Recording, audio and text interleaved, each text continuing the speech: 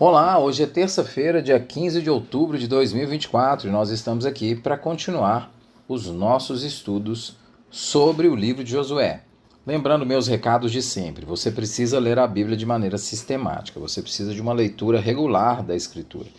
Nós tivemos o primeiro encontro que nós fizemos na igreja, na primeira igreja batista do Castelo, sobre disciplinas espirituais, e as pessoas realizaram diversas perguntas, e uma das perguntas que me chamou a atenção é uma pessoa que perguntou se nós podemos ler a Bíblia de maneira esporádica e solta, e buscando versículos. E a minha resposta foi bem enfática nisso. A resposta é não, nós temos que ler a Bíblia de maneira regular. Não é uma questão de não poder. A questão é que nesse não deve ser o hábito. O padrão deve ser a leitura da Escritura de início a fim de maneira sistemática, porque senão nós não vamos compreender a história global da Escritura. Uma história que narra a criação, a queda, a redenção e a consumação. E nós precisamos compreender isso. Por isso eu te estimulo a estudar a Bíblia de maneira sistemática. Se você puder usar um método, use a Bíblia 365, eu gosto dele, por isso eu aqui indico. Você pode procurar o Marnone lá e fazer a aquisição da sua Bíblia. Nós também estamos lendo o livro de Josué. Então te aconselho a ler o capítulo inteiro que nós estamos estudando para que você possa aprender sobre ele. E também procure os canais digitais da igreja para que você possa saber os dias que temos estudos bíblicos na primeira igreja batista do Castelo. Vamos lá ler a travessia do Jordão, Josué capítulo 3. De manhã bem cedo, Josué e todos os israelitas partiram de Sitim e foram para o Jordão, onde acamparam antes de atravessar o rio. 3 dias depois, os oficiais percorreram o acampamento e deram essa ordem ao povo: quando virem a arca da aliança do Senhor, o seu Deus, e os sacerdotes levitas carregando a arca, saiam das suas posições e sigam-no. Mas mantenham a distância de cerca de 900 metros entre vocês e a arca. Não se aproximem. Desse modo saberão que caminho seguir, pois vocês nunca passaram por lá. Josué ordenou ao povo: santifiquem-se, pois amanhã o Senhor fará maravilhas entre vocês. E disse aos sacerdotes: levantem a arca da aliança e passem à frente do povo. Eles a levantaram e foram na frente. E o Senhor disse a Josué: hoje começarei a exaltá-lo à vista de todo Israel, para que saibam que estarei com você como estive com Moisés. Portanto, você é quem dará a seguinte ordem aos sacerdotes que carregam a arca da aliança: quando chegarem às margens das águas do Jordão, parem junto ao rio. Então Josué disse aos israelitas: venham ouvir as palavras do Senhor, o seu Deus.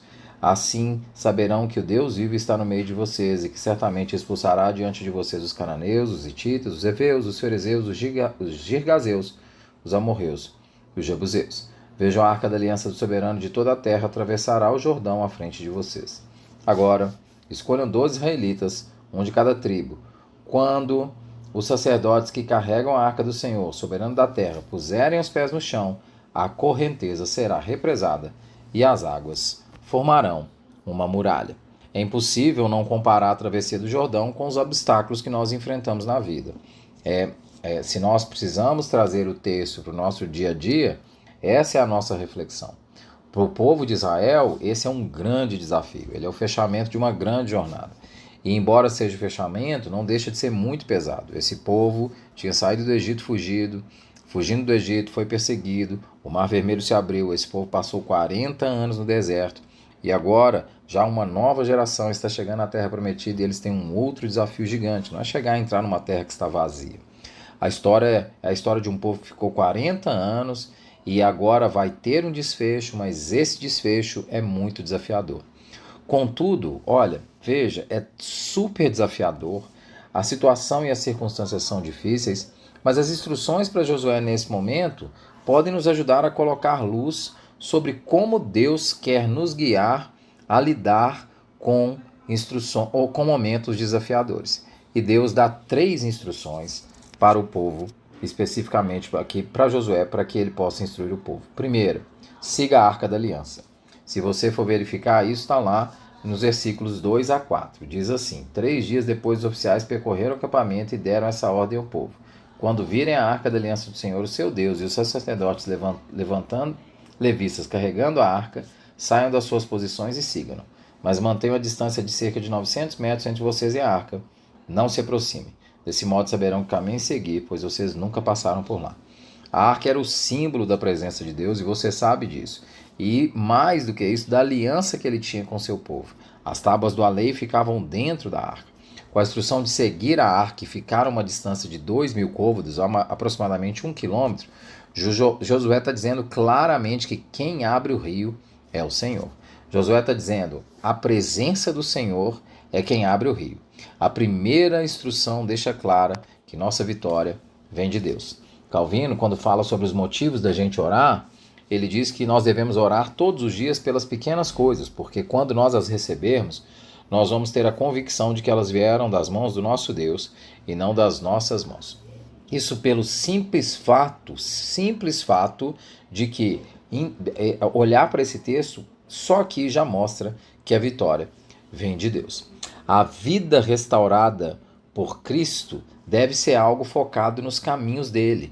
Eu renuncio um caminho independente. Então, se o povo de Israel, o desafio é vencer o rio e atravessar o rio, Deus fala com eles, não, o desafio não é esse. O desafio é vocês confiarem em mim e seguirem as minhas instruções.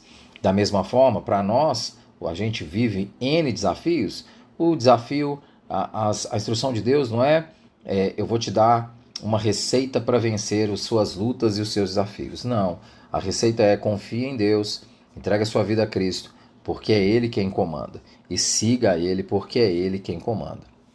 Eu não posso contar aqui, mas eu já tive um sonho tão marcante sobre isso, de ver a presença de Jesus e Jesus simplesmente me dizer, anda comigo. Mais ou menos como está acontecendo aqui com a Arca da Aliança. Deus falou comigo no sonho, só anda comigo. Em outras palavras, e eu estava irritado nesse sonho, porque Jesus não parava, ele só caminhava e eu só ia seguindo atrás, e a única instrução dele para mim foi anda comigo. Em outras palavras, você simplesmente segue. Você segue porque é Deus quem abre o caminho. A segunda instrução é que o povo deveria se santificar. Veja, Josué 3, versículo 5 diz assim: Josué ordenou ao povo, santifiquem-se, pois amanhã o Senhor fará maravilhas entre vocês. Aqui a instrução é para que o povo passasse a noite em reverência diante de Deus, pois ele faria algo para aquelas pessoas. Um povo que veio do Egito, passou 40 anos lutando contra a idolatria, deveria compreender que a entrada na terra era o selo de uma aliança, de um Deus que não está apenas dando uma terra, mas criando um povo, criando uma nação para a sua glória. Por isso Deus fala, não é só seguir a arca para entrar na terra, é se santificar para entender a razão pela qual vocês estão aqui. Então não é só entrar na terra para a gente tomar posse da terra. Parece essa coisa, aqueles discursos, né? Vamos tomar posse. Não é isso. É seguir a Deus porque a instrução é dele, mas ao mesmo tempo é fazer o quê? É se santificar. É se santificar porque essa santificação vai ser importante para que você possa entender o propósito central, que é ser um povo separado para Deus. Esse é o ponto central aqui. E a terceira instrução, os sacerdotes são instruídos de incumbir a caravana. Está em 3,6, diz assim, e disse aos sacerdotes, levantem a arca da aliança e passem à frente do povo. Eles a levantaram e foram à frente. A mediação dos sacerdotes aponta para algo que nós não podemos fazer.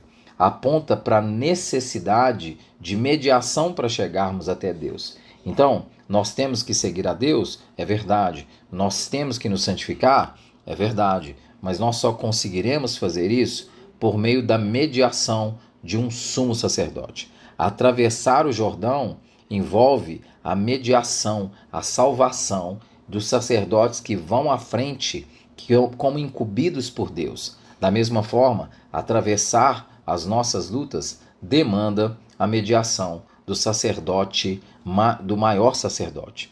O sumo sacerdote é aquele que faz a mediação para um novo tipo de vida. O Jordão aqui não é mais um obstáculo físico, é encarar os obstáculos de uma vida sem Deus, é atravessar o pecado que nos assedia, é atravessar as dificuldades que nos assedia, e isso nós só podemos fazer com a mediação de Jesus Cristo. Cristo é a mediação para nós atravessarmos o Jordão.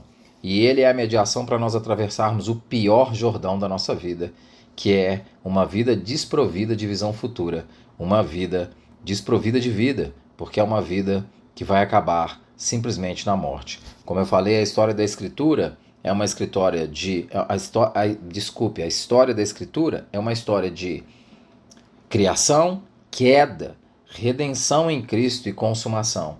Nós temos nossa vida será consumada de maneira plena e perfeita em Cristo Jesus, porque Ele é o mediador.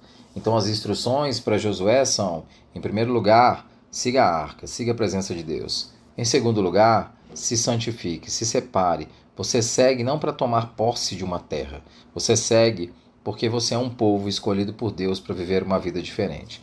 Mas para isso, você precisa de uma mediação. E nós temos a mediação de Cristo Jesus. Que Deus nos abençoe.